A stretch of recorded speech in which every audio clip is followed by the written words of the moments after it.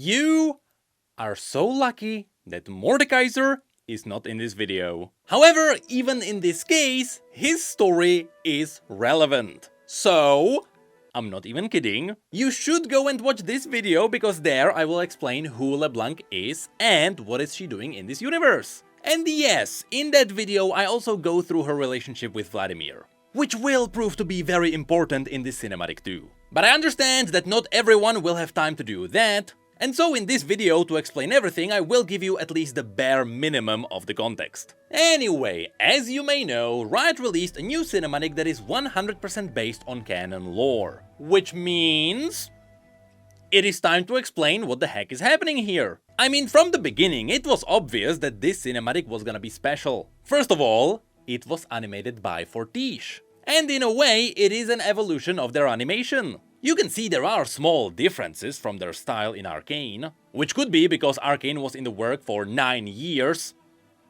Their techniques probably improved. So not only did this reveal that Fortiche might now be doing cinematics for Riot, but also this means that the new cinematic continues the story of Arcane. Yes, this happens directly after Mel travels back to Noxus. But what is by far the most important detail to mention is that this is called the 2025 Season 1 cinematic. Meaning there is likely also gonna be a Season 2 and a Season 3 cinematic. Yes, we are likely getting 3 cinematics per year now. And yes, that also means the story shown here is likely gonna continue there. But now, without further ado, let's have a look at this first cinematic. And get ready for a lot of details because after all, this was done by Fortiche. So it all begins with a close-up on LeBlanc's eye, as she says that the strong gather in Noxus. Now yes, we should mention that the strong gather in Noxus, sometimes against their will, because Noxus is all about just absorbing the surrounding nations into the Empire, but also the eye thematically shows us vision, a very Noxian theme, especially around Swain or the Demon Realm. But also it's a theme for LeBlanc, who is just monitoring the entire Noxus all the time. And yes, the fact that she has gold eyes definitely fits what we've seen in Arcane. She then continues by saying that the strong are being called into Noxus to answer the question,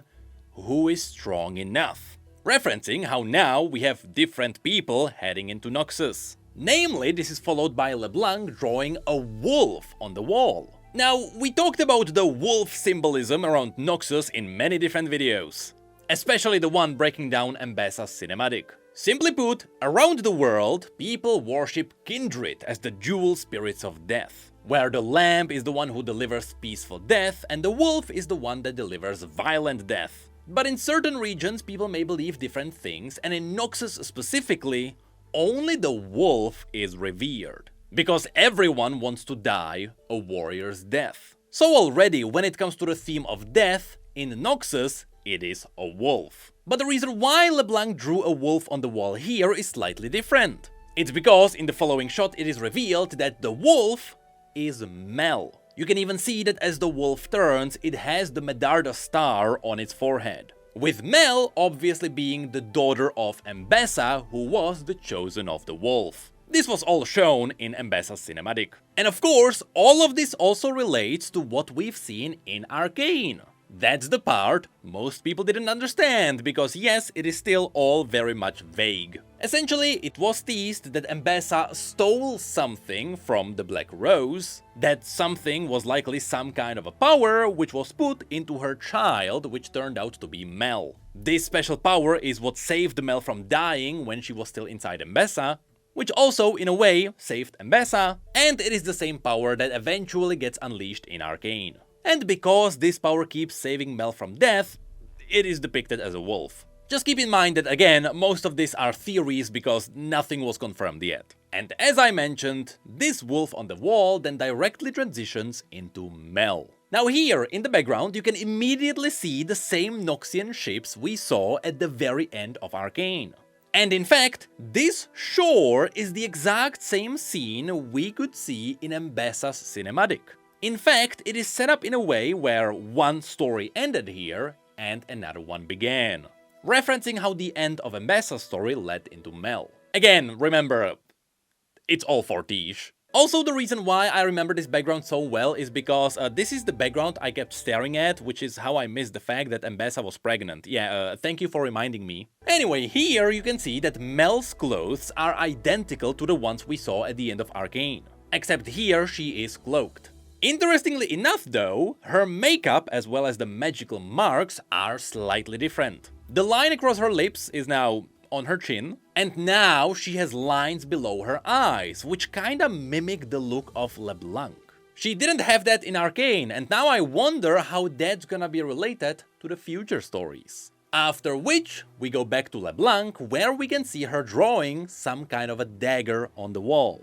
We'll get a better shot of this one a bit later. But this dagger obviously transitions into Katarina, who is now at the Silken Dance, which is essentially a party that was put together by the Black Rose. For now, just know that Swain sent Katarina here to assassinate a valuable target. And lastly, LeBlanc also draws the Triforix on the wall, or at least a strange version of it. Of course, the Triforix is the sigil that represents the Vision, Might and Guile, which are the three leaders of Noxus. Those would be Swain, Darius and the Faceless One. But again, you can see that this version of the Triforix is slightly different. It is more angular and it looks more like the classic Noxian script. And yes, it is the same version that you can find on the new Summoner's Rift. More than that, you'll see that that version of Summoner's Rift is full of references from this cinematic.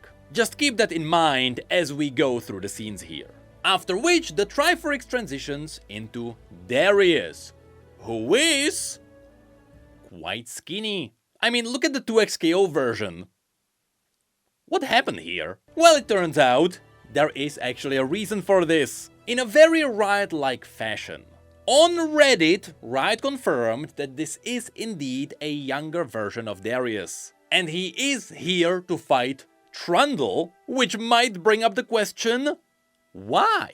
Well, you see, Noxus likes to conquer the lands around it, and that also includes Freljord, which is quite close. With Darius very specifically being a veteran at leading their armies into the Freljord. He got a story called the Winterspike Road, where he led the Trifarian legions into the Freljord to fight the Winter's Claw. In the Principles of Strength story, he also took over the Delverhold, which was a former Freljordian kingdom that was absorbed into the Empire. He also got a short cinematic where he was just chilling with the wolves in the Freljord, and in the old Legends of Runeterra Noxian cinematic, we could see him marching into yet another kingdom at the edge of the Freljord. Simply said, Darius is a Noxian who knows how to conquer the Freljord. And so here he is, fighting Trundle, a troll king from the Freljord. Now at this point, Trundle was a troll who started beating the leaders of the other troll clans, so that Trundle could ultimately become the true troll king. And since the majority of the trolls were now allied with Lysandra, because of Trundle, it would make sense that this cinematic would happen somewhere in the contested area between Noxus and the Freljord. However, keep in mind that all of this is happening sometime in the past. This is a younger version of Darius after all, which could be why these banners are different the entire time. It is entirely possible that all of this is happening before the invasion of Ionia, which means this was before Darius was a Noxian leader. It could be that at this time he was just a Noxian commander, meaning that this banner is different because it is not the Trifarian Legion, but instead it could be using the old sigil of Borem Darkwill, the previous leader of Noxus before he was dethroned by Swain. If that's not the case, then I have no idea why it's different. Maybe they just wanted to see a cool new banner. Just keep in mind that all of this is just a theory because the timelines don't get confirmed.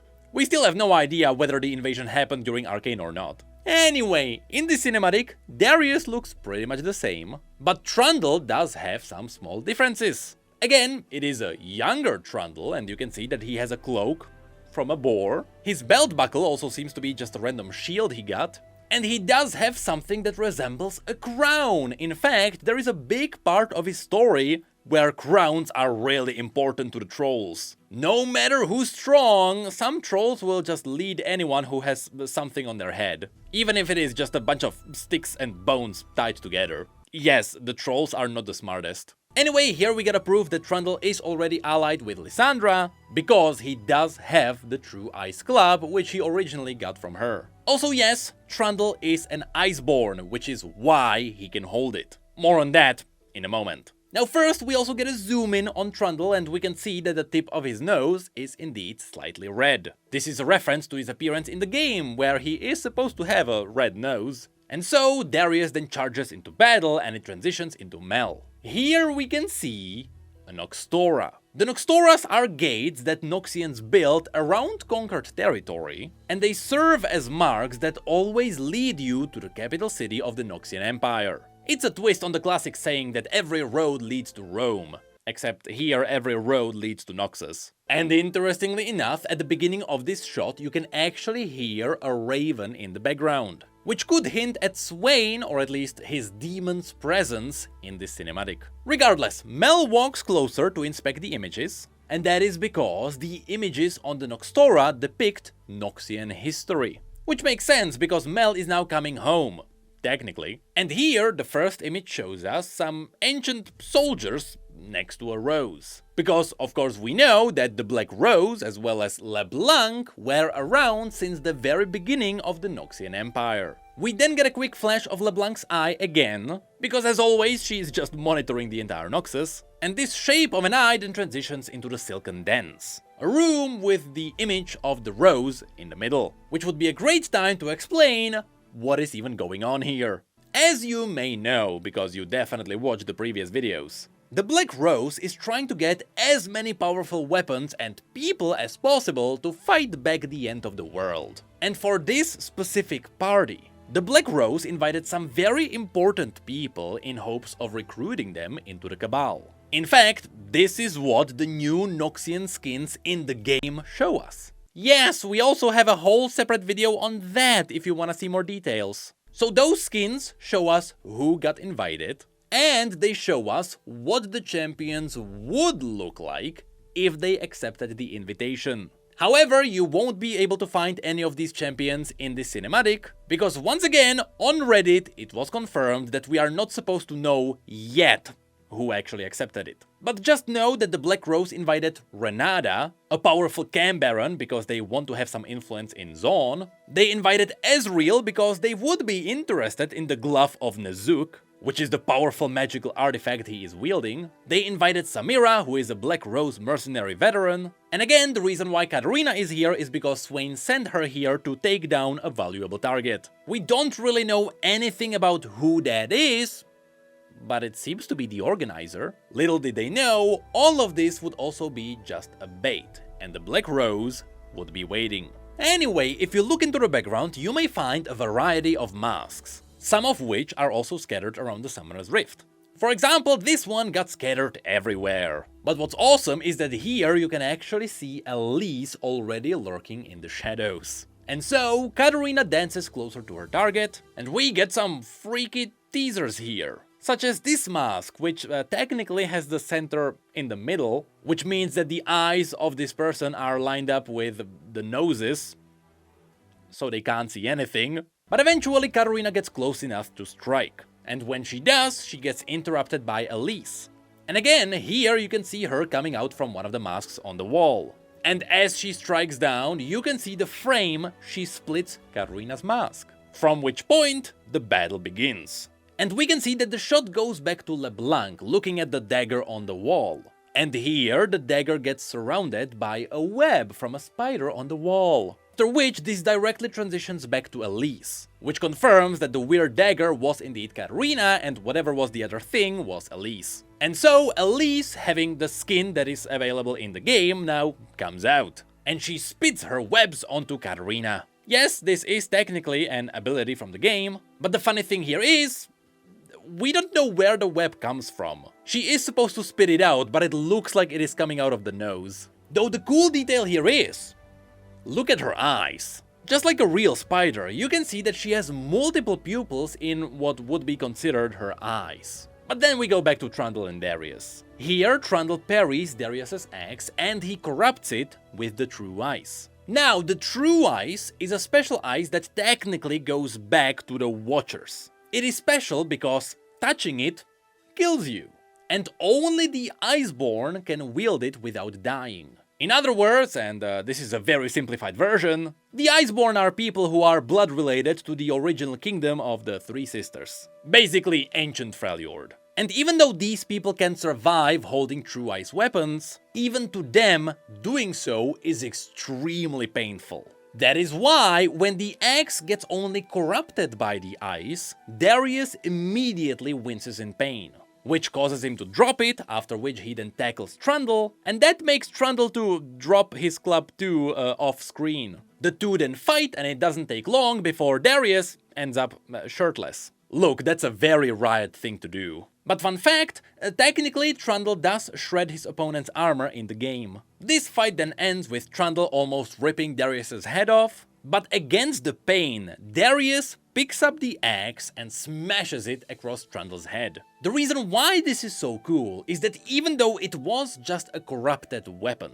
and not directly a True Ice weapon, this would still kill most other people. You can even see the corruption of the True Ice immediately spreading through his veins. But being the might of Noxus, Darius handled the pain, and he shattered the axe. The funny thing here is that after he shattered the axe, he had to get a new one that was forged exactly like the old one. Because he does have the axe now again. But also, you can find the shattered axe as an Easter egg on the new Summoner's Rift. So then, going back to Mel, you can see some other pictures from the Noxian history. And I'll be honest, I hate this awkward angle because I can't really see anything. All while knowing it is supposed to show us something. For example, this first image is a mirrored version of a card we can find in Legends of Runeterra. I know! Lore mentioned. It shows us the tracker with the typical Drakehounds. Next to it we can see what might be the Chalikar, which is the ancient Shuriman blade of Setaka. Long story short, that blade was used to resurrect Azir, as well as turn Cassiopeia from a Noxian noble woman into whatever that is. This is why it could be here. The Chalikar is technically related to Noxian history, but I'm still not sure what that is. The angle is weird and so it could be anything. In fact, it seems like if you go along this row, it is all just important people. So if the first one is Cassiopeia, and yes, it would match her human form from the old cinematic, then next to it there is some kind of a masked person, and then there is a bold person, and so on. Maybe these are the heads of the royal houses or something like that. Now on the other side of the gate there is also more pictures of the history. There are two big soldiers that look exactly like the soldiers we saw in Arcane, but also there is a lot of imagery around mages and trees. This could all be related to the constant battles between Old Noxus and Demacia, which is a nation that is hidden in a magic-absorbing forest. On the right you can see that there is also a lady, that could be absolutely anyone. Next, as Mel approaches the side, the angle is once again horrible, but we can see the head of a Minotaur, with Minotaurs originating from the mountain pass that is just south of Noxus. So yes, those beings are local Noxians. And we can see that this is a Minotaur head and not the Triforix, because later there is a closer shot and you can see the nostrils at the bottom of this. Also here you can see what seems to be a turret that resembles something from the Summoner's Rift. Now in the past, all of that kind of imagery was teasing some kind of ancient battle that happened somewhere between Demacia and Noxus. In fact, that's all the Easter eggs that are around the current Summoner's Rift. But also, all of that was referenced in the old Rise cinematic. Speaking of which, right next to that there is also an image of what seems to be a warrior holding some kind of a gem. And I really wouldn't be surprised if that was a world rune. And this was referencing the Rune Wars. But after this, the shot goes back to Mel, who gets a vision. And right away notice how her clothes are different. Now she is in her battle mode. As to what that means, I still have no idea. I just think that this is a vision from a possible future that might happen. Regardless, in the background we can see the Immortal Bastion. The reason why it is glowing is because it is full of dark magic. It is all the shady things that Mordekaiser hid here. And it was mentioned many times that some mages can see the ominous glow coming from the Immortal Bastion. But then we go back to Katarina fighting Elise. Elise starts using her spiders in combat, which she does in the game, and Katarina starts throwing her daggers, which she does in the game. All the while, we still have no idea who the main target is. This guy could be just a random noble that got recruited by the Black Rose. And as he moves, we can see that as Katarina is fighting Elise, she keeps an eye on her main target. To show us even more abilities from the game, Katarina pins down her blade, she jumps over Elise and she shampoos back to it. If you're asking how Katarina can do this, that's because her blades are bound to her body with blood magic. All of that appeared in Katarina's comic. Immediately after that, Elise spits out her web, which once again is the stun from the game, and during this battle Katarina eventually slices the throat of her target, and as she does, gold spills out. Now, for this animation, it is most likely just a fancy visual effect. It is supposed to show us that she fulfilled her bounty. But technically, what's funny about this is that in the game, when you get a kill, gold spills out. Which is where we go back to Mel and something really cool happens. Finally, it is confirmed that the Grey Legion is canon. And that makes me extremely happy. Essentially, the Noxians are using blood mages to resurrect their dead soldiers and turn them into undead, frenzied blood monsters. These resurrected soldiers are called the Grey Legion, with Scion being one of them. Of course, this legion technically belongs to Vladimir and the Crimson Cult, so this is really an army that belongs to the Black Rose, not necessarily the leadership of Noxus. So in other words, here Mel is fighting the army of the Black Rose to get into the capital city. Then we can see the blood mages rising to subjugate her. We get a reference to Mel being tied with dark chains, just like what happened in Arcane. And once again, she uses her gold powers to annihilate her subjugators. After which, totally randomly, pieces of buildings fly at Mel, and to save herself, she's using her golden bubbles. What I believe this is really about is that, yes, it's showing us it is extremely likely that Mel will become a champion in League of Legends, and she will use some kind of supporting bubbles. One thing to mention here is that, yes, there is a titanic head that falls onto her. And I wonder if that is a reference to the titans that come from the old ages of fighting the Vastai Shirei. This is some very niche lore that comes from Ionia. But there, once upon a time, Master Yi got a vision where he saw the titans fighting the Vastai Shirei, but he also got a vision of the Immortal Bastion being built, and that's the only connection I found. So who knows. Now back to Katarina's fight after taking down her target. Elise then transforms into her big spider form, and Katarina smiles, likely being happy because her mission might have been to draw out the Black Rose. And that is exactly what she did here, so at the very least, she does have some valuable information for Swain. But unfortunately, this is where Katarina's part in the cinematic ends. So this part was all about the Black Rose throwing a party to recruit new members into the cult, and Katarina crashing the party to kill the members of the Black Rose. Next, Darius' part also concludes. Here we can see his arm damaged from the true ice, but he did win the fight, and so some trolls leave and others bow down. This is slightly sketchy because the trolls were all about cheating and trickery, so it's weird to see them being honorable for once. Anyway, here you can see that they are dragging Trundle away, so no, he is not dead. And it is also hinted that the trolls leave this area after this. So this is how the Noxians conquered yet another part of the Freljord. And finally, Mel's part ends with throwing the head at the gates of Noxus. This indicates her breaking in. After this, she gets out of the vision and she is back at the Noxtora leading to the Immortal Bastion. Then Mel steps forward, and we have no idea if the vision really showed something that is going to happen. And finally, there is also the epilogue. We get the short conversation between LeBlanc and Vladimir. So, first of all, it really does seem like LeBlanc might get the mysterious VGU in the game. But more importantly, look at the design. You know how in Arcane LeBlanc had the shadow form because she can cast her clones around the world? Well, those shadows always had human fingers. But here, the human form of LeBlanc has shadowy fingers. I love how those two forms just complete each other. But that is when Vladimir appears on screen.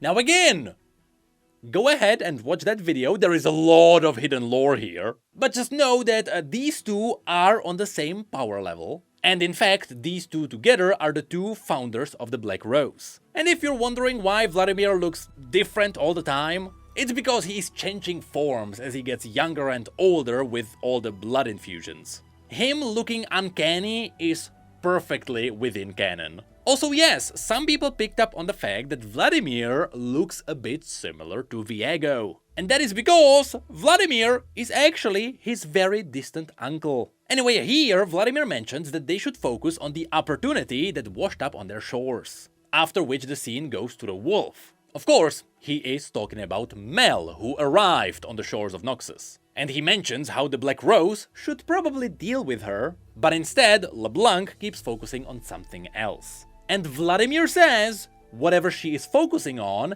is a step too far, even for them. Now this is important because the Black Rose are insanely powerful. So if Vladimir is afraid too, he is definitely talking about something dangerous. Now the first thought everyone might have is that he could be talking about Mordekaiser, the one thing the Black Rose is trying to stop. But really, there is likely something else happening here. You see, LeBlanc then mentions that Piltover was just a lesson. Yes, this means that this is happening directly after Arcane, and she says that a calamity is always approaching. This is a reference to the scene where LeBlanc gave a vision to Mel in Arcane. There, when they saw Victor, she also called him a calamity. And finally, it all ends with the next imminent calamity as it zooms in on that. And I'll be honest, that does look like a Darkin. People immediately picked up on the fact that it does look like a dagger with an eye. So naturally people believe that LeBlanc might be interested in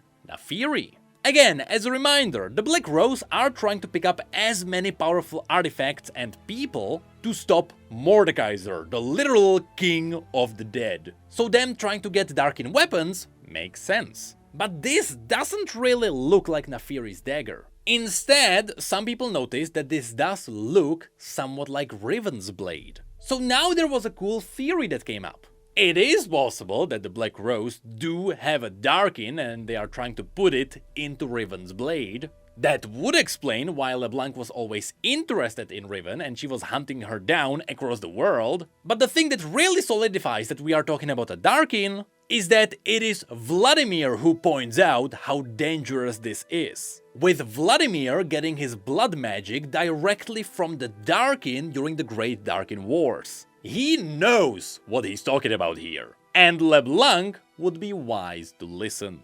And that is kinda it for the cinematic. Again, you can get a lot more details from the other two videos we made, but I can't talk about Mordekaiser for the 5th time. So what is going to happen next? Well, Darkin, I guess. The thing is, Arcane was always really good at pushing stories forward. Some would say sometimes the story jumps were a bit too great. But now, how is Riot going to continue this story? Well, there is gonna be a comic, that one was already confirmed. But I don't wanna wait 4 months for another cinematic after this one. Though I will agree, it is really cool to see Fortiche back. Their mastery over details is astonishing. Just next time, please pick better angles.